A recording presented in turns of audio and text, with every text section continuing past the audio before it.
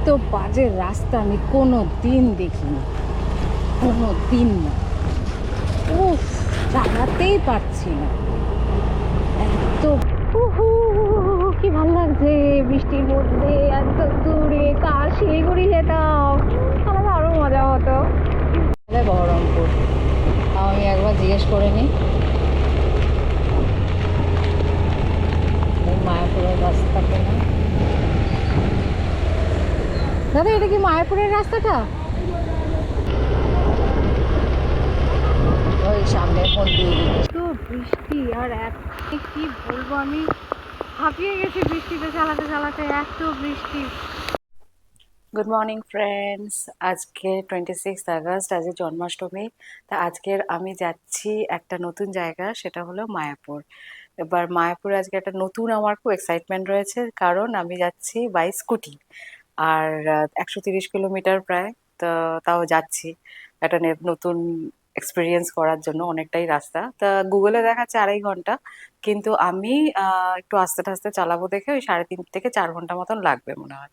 তো দেখি রাস্তা কেমন হয়। আমি যাচ্ছি কল্যাণী এক্সপ্রেসওয়ে থ্রু দিয়ে। এবার যেতে কতক্ষণ লাগে, আর ওখানে দেখাবো কি কি হয় মায়াপুরে জন্মাষ্টমীতে। তো চলো আমার সাথে। তা আমি আমার সাথে নিয়ে নিয়েছি রেনকোট, কেন বাইরে বৃষ্টি পড়ছে। আর এটা হচ্ছে ফোনের রেনকোট, যেটা আমি ডিক্যাথলন থেকে নিয়েছি, 200 টাকা নিয়েছে। আর এটা হচ্ছে আমার চেস্ট মাউন্ট, গোপ্রো ধরার ফোন, ব্যাগ। আর এই হচ্ছে আমার ক্যামেরা ব্যাগ, হেলমেট, সব রেডি। এবার আমি বেরোবো, চলো রাস্তায় দেখা হবে।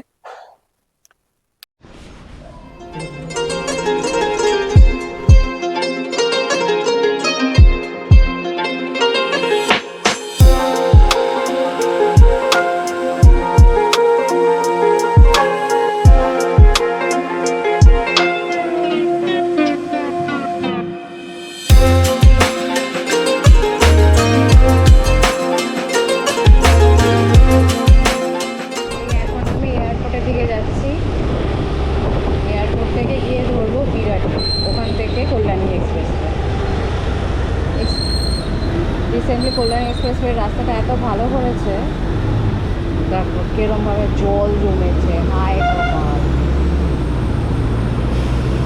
ভাগ্যিস এয়ারপোর্টে ঢুকিনি, পুরো জল জমা।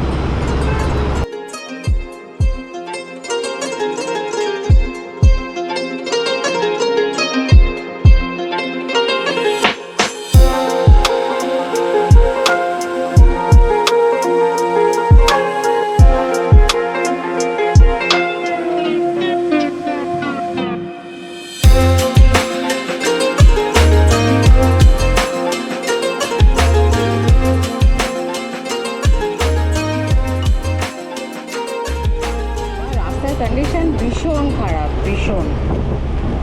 একটা মানে বিশাল বড় বড় গাড্ডা,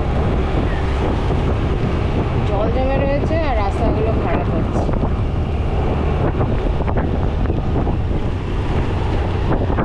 কেউ যাওয়া যায়। এই হচ্ছে বিরাটি, ঢুকলাম, ঢুকে গেলাম বিরাটির রাস্তায়। এবার যাবো কল্যাণী এক্সপ্রেসওয়ে। এখান থেকে কল্যাণী 3.50 কিলোমিটার। শহর শহর রাস্তার মাঝখানে।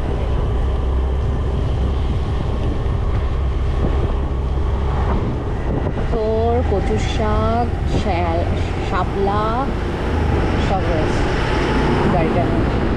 আর কচুর শাক খেতে দারুণ লাগে। এসে এইবার এই ডান দিকের রাস্তাটায় ঢুকে যাবো টুয়ার্ডস কল্যাণী এক্সপ্রেসওয়ে। সোজাও যাওয়া যায়, কিন্তু এইটা আর একটা রাস্তা, শর্টকাট, যেখান থেকে কল্যাণী এক্সপ্রেসওয়ে রাস্তাটা ধরা যায়। এটা হচ্ছে পাঠানপুর।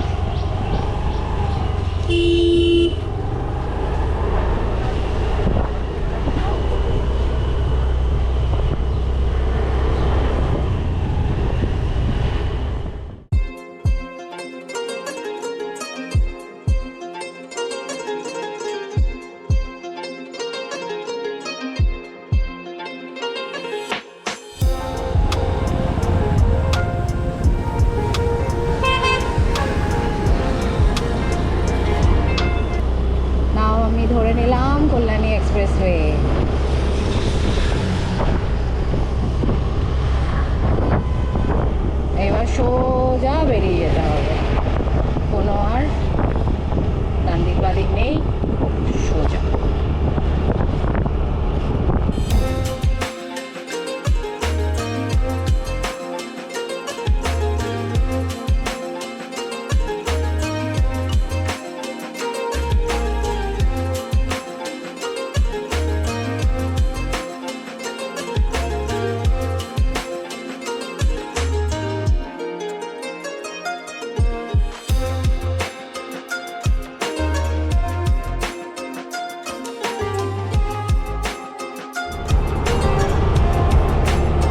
বেশ ভালো লাগছে, ওয়েদারটা ভালো, বৃষ্টি বৃষ্টি। এবার ভালো রাস্তায় এসে পড়েছি, বেশ সুন্দর লাগছে চালাতে, দারুণ লাগছে, দারুণ। ইস, অর্ণবকে খুব মিস করছি, ও থাকলে খুব ভালো হতো। দূরে কোথাও গেলে একা একা ভালো লাগে না।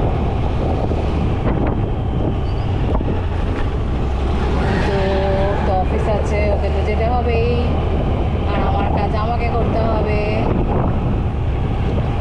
চলো।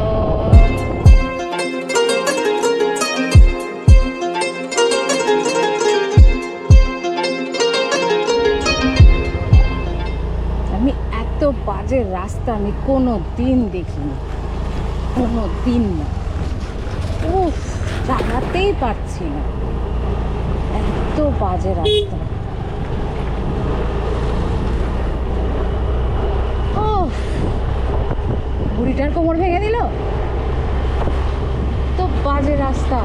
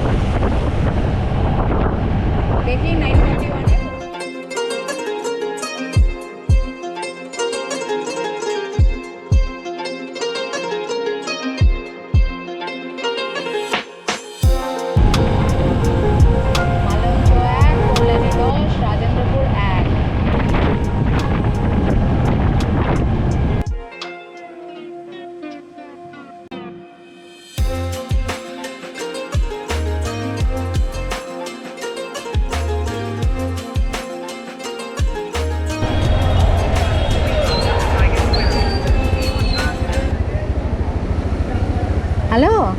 হ্যাঁ ওই রাস্তা নয়, ডান দিকে ঢুকতে হবে। ওই যেখান থেকে ব্রিজের তলা দিয়ে গেলে না, হ্যাঁ ওখান থেকে বাঁদিক না, ব্রিজের তলা থেকে ইউ টার্ন নিয়ে বাঁদিকে ঢুকতে হবে। বাবা, তুমি তাকিয়ে আছো?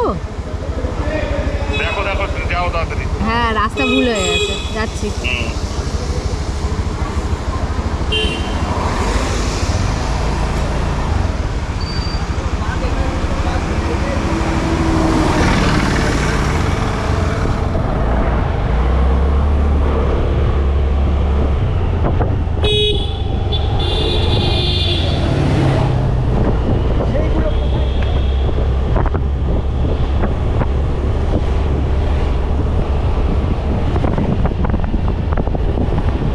ভুল চলে এসেছিলাম,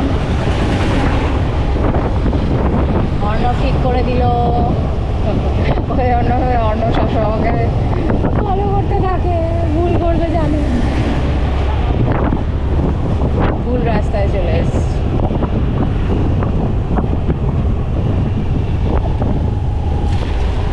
ওখান থেকে নেমে ডান দিকে ঢোকা উচিত। আমি চলে গেছি অনেকটাই, এটা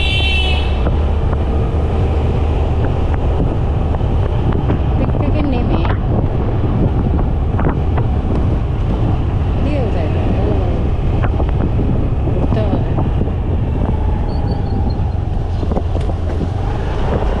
ওদিক থেকে নেমে ওদিক দিয়ে ঘুরেই দিকে আসতে হবে।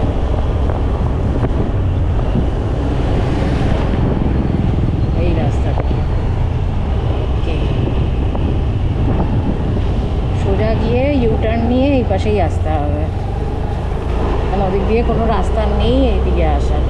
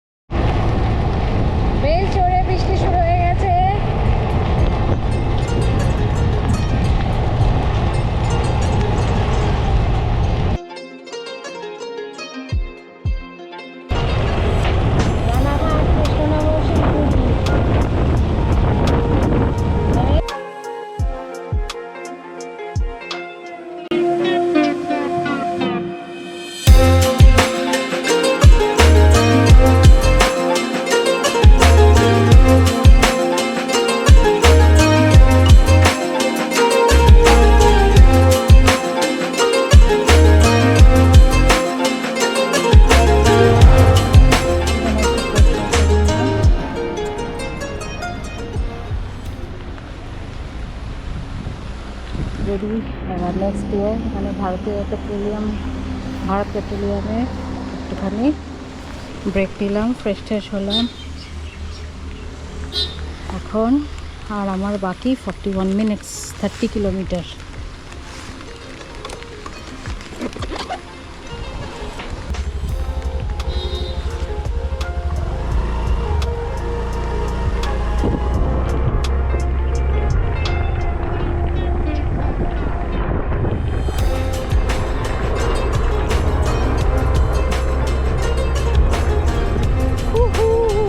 কি ভালো লাগছে বৃষ্টির মধ্যে একদম দূরে, কার শিলিগুড়ি যেতাম তাহলে আরো মজা হতো। ঠিক আছে, চলো ঠাকুরের কাছে যাচ্ছি, বলতে নেই ওরকম কথা। তো যাচ্ছি ইস্কনে, মায়াপুর মন্দিরে। এখনো আর 30 কিলোমিটার বাকি, এসেই গেছে প্রায় 41 মিনিট। দেখতে দেখতে চলেই আসলো। রাস্তা দেখানোতেই একটা ভিডিও চলে গেল। দারুণ লাগলো, দারুণ, মানে কি তুলবো আর কি তুলবো না, সব তুলতে ইচ্ছা করলো, এত ভালো লাগলো। দারুণ এক্সপিরিয়েন্স সত্যি, মানে thanks to my husband Arnab, যে আমাকে এই অপরচুনিটিগুলো দিয়েছে জীবনে করার জন্য। Thank you so much.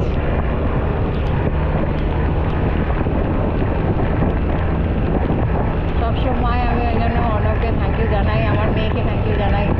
ওরা আমাকে বাড়িতে বসে থাকতে দেয় না, বলে যে যেটা ভালোবাসো সেটা করো। তো সেটাই আজকের আমি করছি। Feeling very emotional. আরও যাতে ঘুরতে পারি, তোমাদের দেখাতে পারি আমি কোথায় কোথায় গেছি, খুব ভাল লাগে। আই থিঙ্ক মনে হয় সোজা রাস্তাটা এখানে এসেই মিট করলো, আমাকে কেন বাদিয়ে ঢোকালো জানি না।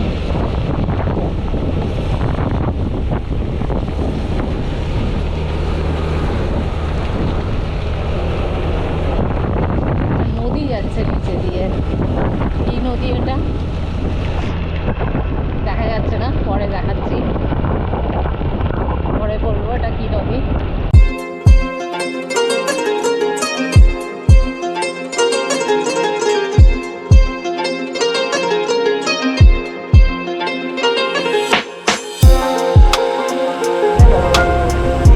আমি একবার জিজ্ঞেস করে নিই। মায়াপুরের রাস্তা কেনা দাদা, এটা কি মায়াপুরের রাস্তাটা? বাদিকে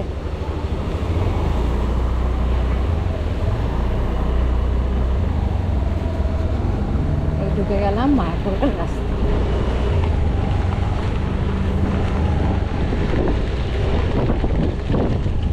চলো মায়াপুর পৌঁছেই গেলাম, কোনো কষ্ট হলো না। বাস, ট্রেন, অটো, ফেরি, টোটো, আগের বার এইভাবে আমি গেছিলাম মায়াপুর। আর এবার একদম সোজা স্কুটি চালিয়ে চলে আসলাম মায়াপুর। ইয়ে, খুব ভালো এক্সপিরিয়েন্স হলো। বৃষ্টিটাও দারুণই লাগলো, আমি যেরকম ভালোবাসি ওরকমই ওয়েদার পেলাম, খারাপ না। কি অ্যাডভেঞ্চার! ওই বারবার বলছি শুধু অর্ণবকে মিস করছি, তাহলে আমার দারুণ লাগলো আজকের এক্সপিরিয়েন্সটা, দারুণ। মাইকটা হলে আরও ভালো ছিল, তাহলে আমার কথাগুলো ভালো পরিষ্কার শুনতে পারতে। জানি না এটাতে কতটা শুনতে পাবে।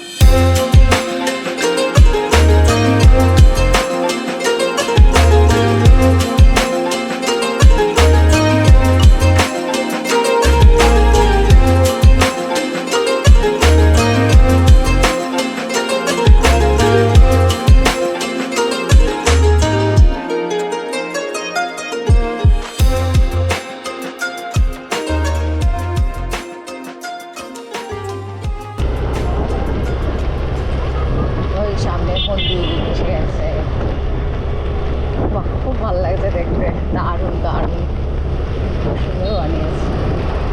এখন তো খুলেও গেছে মন্দির।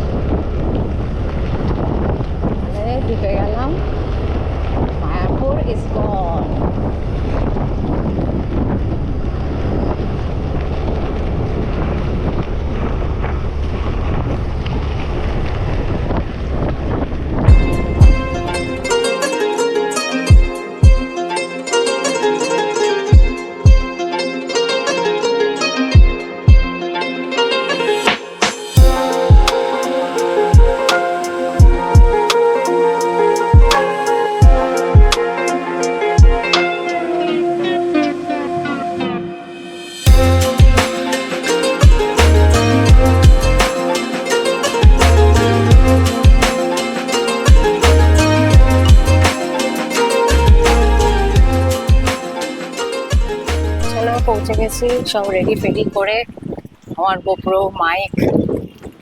এবার আমি যাচ্ছি মন্দিরের দিকে।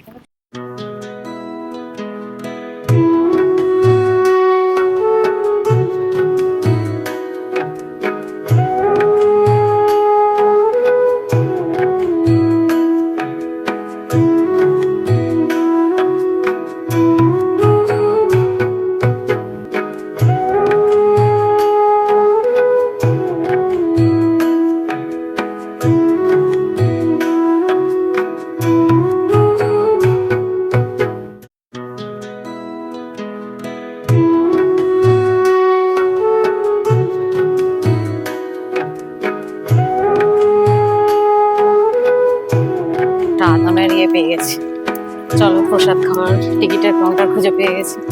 আগে এটা বুক করি।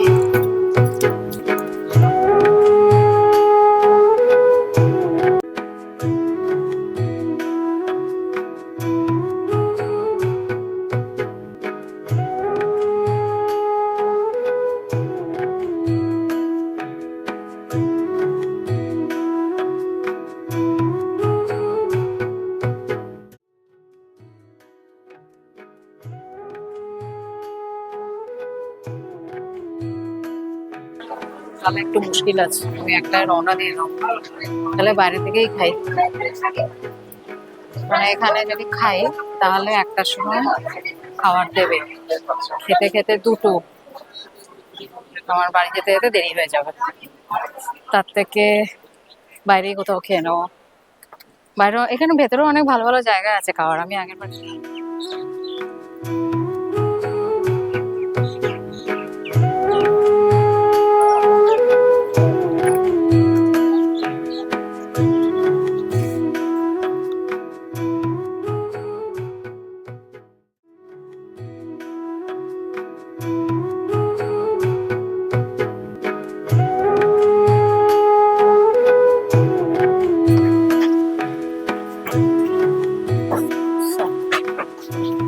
মাফিনস গুলো কত আছে?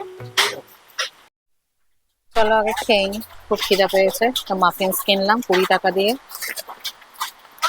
মাফিন ভালো, ভেজ মাফিন।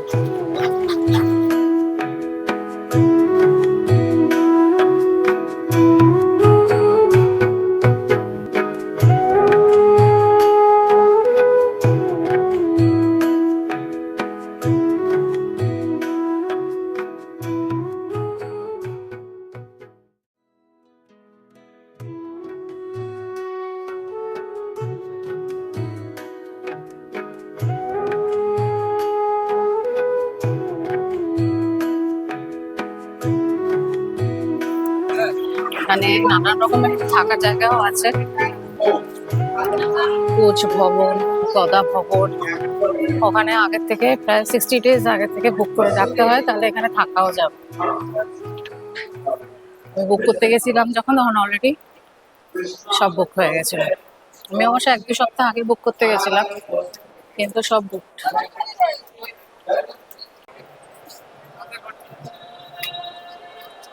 ওই মেন মন্দিরটা কি করে ঢুকতে হয়? মেন মন্দিরটা ক্যামেরা ঢুকবে না? ওকে। আর ওই না না, ওই যে বড় মন্দিরটা যেটা যেটা খুলেছে নতুন, ও এখনো ওটা খোলেনি? খুলেছে কিন্তু বিগ্রহ নেই।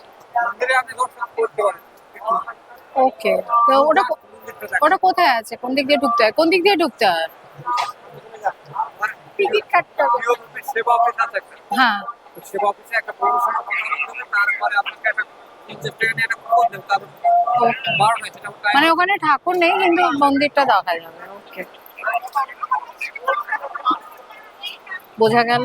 এইখানে ঢোকা যাবে না, এটা দিয়ে ঢুকতে দেবে না, ওখান দিয়ে ঢুকতে হবে। আর ক্যামেরা নিয়ে ঢোকা যাবে না, তাই ঢোকে লাভ নেই। আর এই মন্দিরে এখনো ঠাকুরই বসেনি, কিন্তু মন্দিরটা ভেতরে গিয়ে দেখা যাবে। দেখছি 50 টাকা তার জন্য টিকিট কাটতে হবে। তো চলো তাহলে টিকিটটা কেটে একবার মন্দিরটা দেখিয়ে দিই।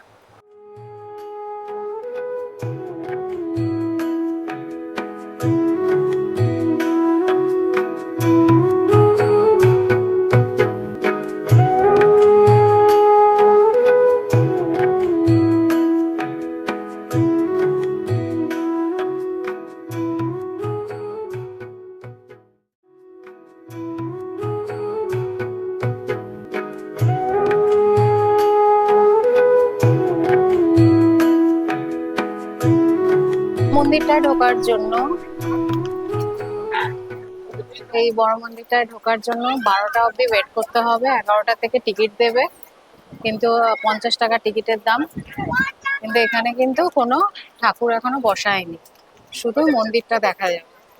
তো সেটা দেখতেই আমরা 11টা অবধি আমাকে একটু ওয়েট করতে হবে টিকিটটা কাটার জন্য। থাকার জায়গা কোচ ভবন, এখানেও পুজোর ওখানে ক্যামেরা নিয়ে ঢুকতে দিল না, ওই জন্য পুজোটা দেখতে পেলাম না।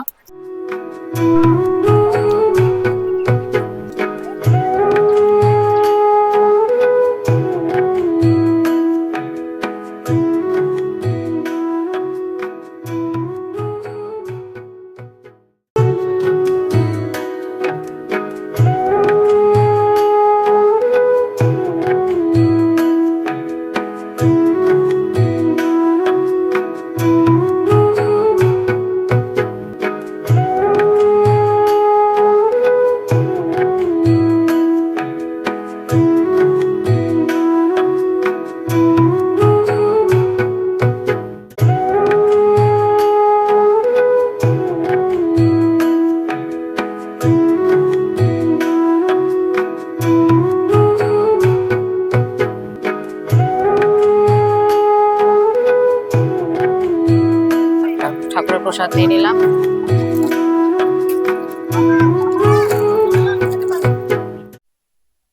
এখান থেকে এন্ট্রেন্স।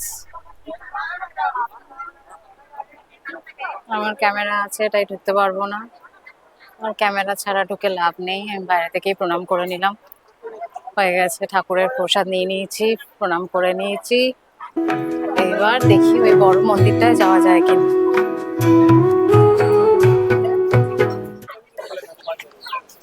কটার সময় করলে? বিকালেরটা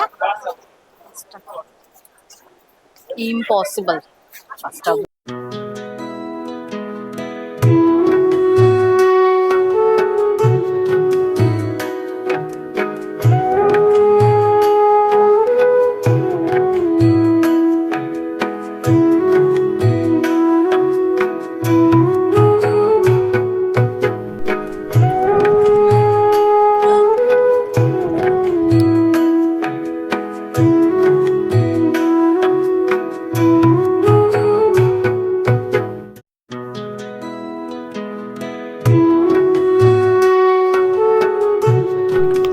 প্রভুপদ ভিলেজ একটু দেখি।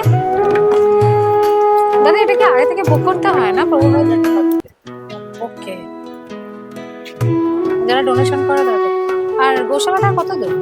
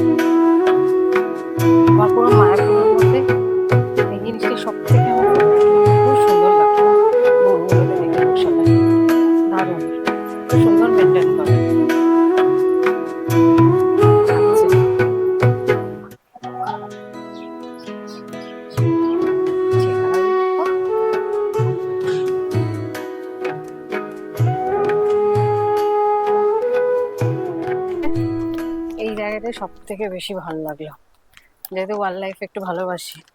আর তার মধ্যে এরকম মানে একটা বেশ আলাদাই এক্সপিরিয়েন্স এই গোশালা দেখার।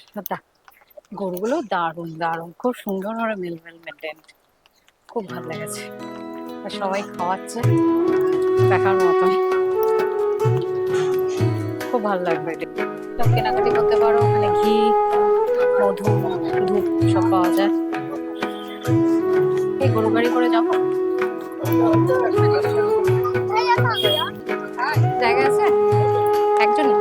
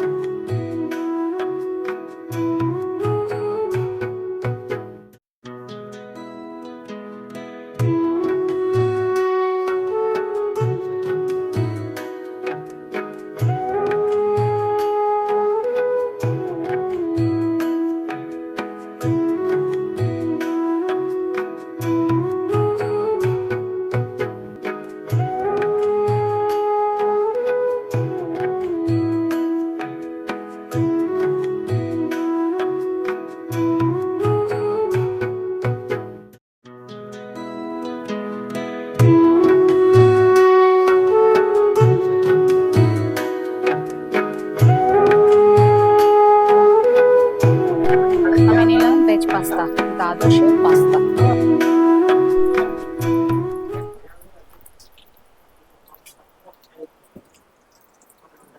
ভেজ পাস্তা আর ইউজুয়াল, খুব টেস্টি না, এটা ঠিক আছে, পেট ভরাতে না একদম পারফেক্ট, খারাপ লাগবে না। 80 রুপিস নিল।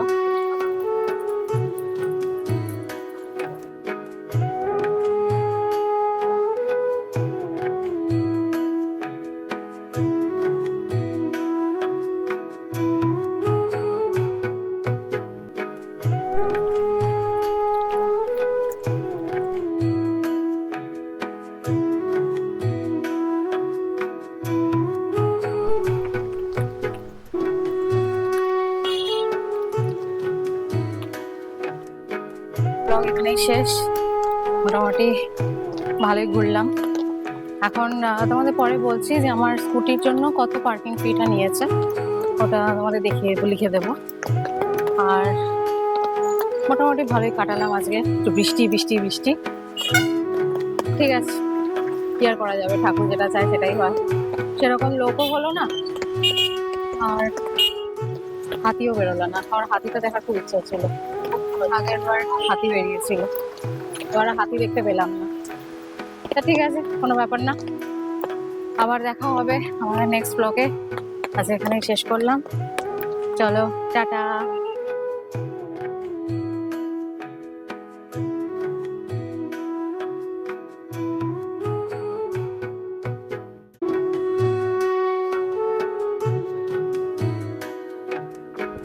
আজকের এই ঘোরাটা আমার মনে থাকবে, এত বৃষ্টি আর কি বলবো, আমি হাঁপিয়ে গেছি বৃষ্টিতে চালাতে চালাতে, এত বৃষ্টি। আমার গোপ্রোর ব্যাটারি শেষ, ফোনের ব্যাটারি শেষ হতে যাচ্ছে, অবস্থা খুব খারাপ আমার। দেখি কখন বাড়ি পৌঁছাই, এখনো 2 ঘন্টা বাকি, মেঘ যাচ্ছে। চলো টাটা।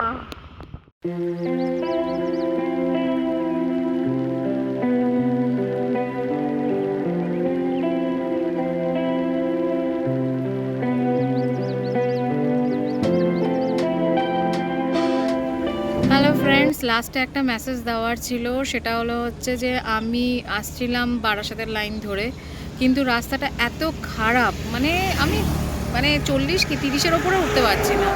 আর গাড়িগুলো তো মানে আস্তে আস্তে সামনে দিয়ে যাচ্ছে, আর যেই সরছে অমনি আমি এক একটা গাড্ডা দেখতে পাচ্ছি, মানে পুরোটা রাস্তা গাড্ডা। তো সেই জন্য লাস্টে আমাকে এই নৈহাটি হাবড়ার একটা লাইন ডান দিকে একটা রাস্তা চলে গেছিলো, ওইটাকে ধরে, আমি গোপ্রোর ব্যাটারি নেই, নাহলে আমি তোমাদের দেখাতাম, অনেকটা রাস্তা বেশ ভালো, ওটাকে আবার মানে এসে আমাকে আবার কল্যাণী এক্সপ্রেসওয়ে ধরতে হলো।